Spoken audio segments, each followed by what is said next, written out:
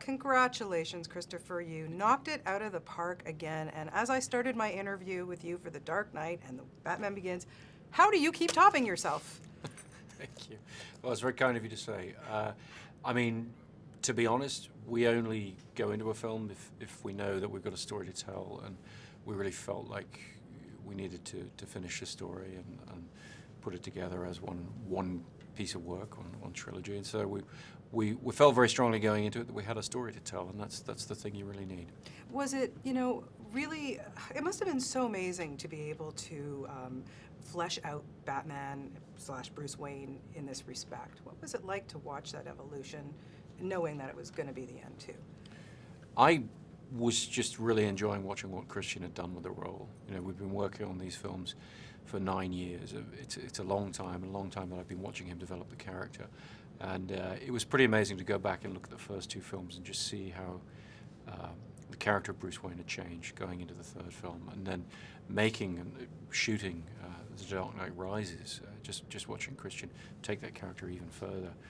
It's been a real pleasure. I wanted to ask you that because what was it like from the first day that you guys started working on this 9 years ago, and to watch him now?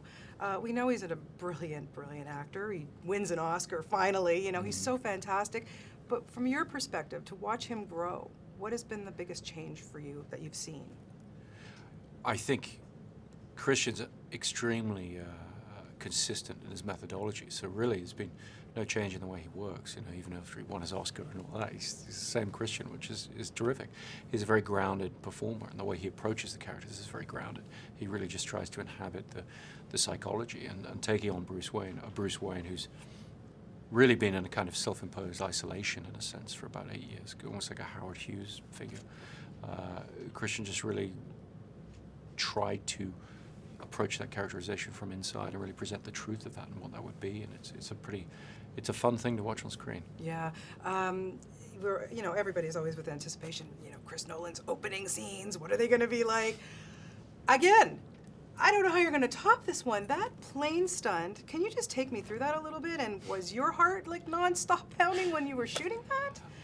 It was pretty intense to shoot. We tried to do as much of it in camera as possible, and so. We were up in helicopters filming in a fuselage of a plane hanging from a heavy lift helicopter, and stunt guys on the side of it and everything.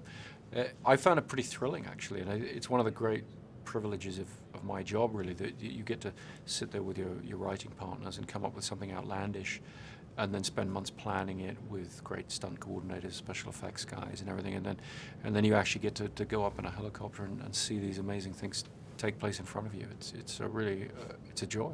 Were any mishaps, or I hope not, but that's pretty dangerous, my friend.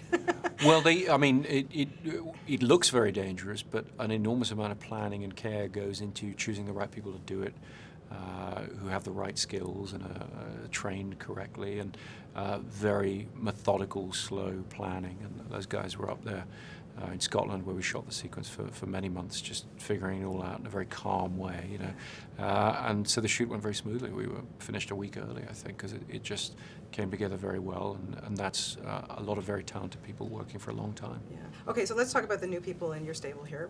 Let's start with Anne Hathaway, who was just, oh God, was she good. Yeah. Tell me about, maybe her audition, or what was it about her that you thought, yeah, she's gonna be a great Catwoman?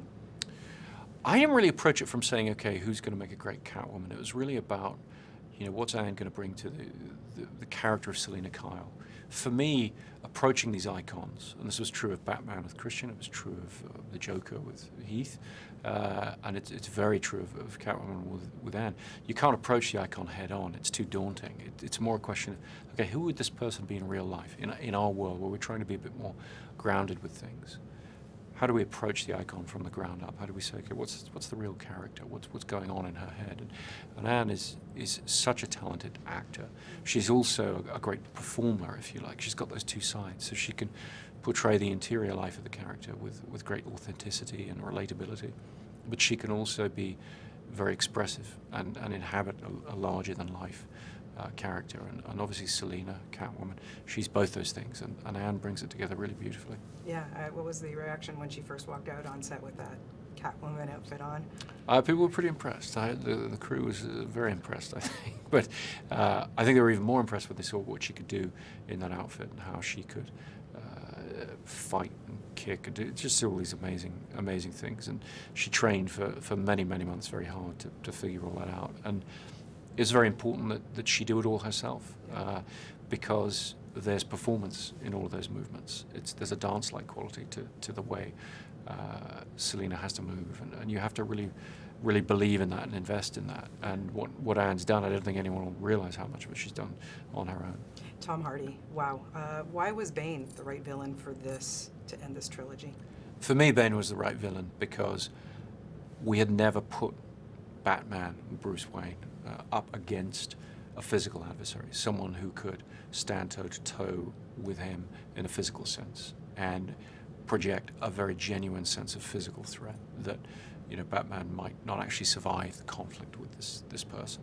And Bane really presented that opportunity. And you know, when I thought about who could play that threatening a character using only his eyes and his voice, Tom, who I'd just worked with on Inception, seemed the natural choice. And it was very exciting when he said he would do it. It was exciting watching the fighter go against the warrior. Yeah, absolutely. It was absolute cool. And then Joseph Gordon-Levitt, who of course you worked with in Inception. There wouldn't be any doubt in my mind having you work with him again. He's fantastic. He's terrific, and he's such a professional. So easy to work with, lovely guy. But more important than any of that, just an incredible talent. And when you work with somebody as talented as Joe or Tom, you want to repeat that experience. And that's why I've worked with Christian on 4 different films. I've worked with Michael Caine on 5 different films. You know, you really, in a selfish way, when you work with talented people, you just want to keep using them, keep bringing them into things. Yeah, we know how brilliant you are in the dramas and the thrillers that you bring us, but I would like to see a Christopher Nolan romantic comedy. Do you think you have one in your back pocket? I certainly don't have one in my back pocket. I think that might be a challenge beyond what I'm up for. But hey, you never know. You never know. I think you can handle it, no problem at all. It's such a pleasure always to talk to you. And Christopher, hats off. It's just a brilliant, spectacular movie. Thank you so much for it. Thank you. Thank you.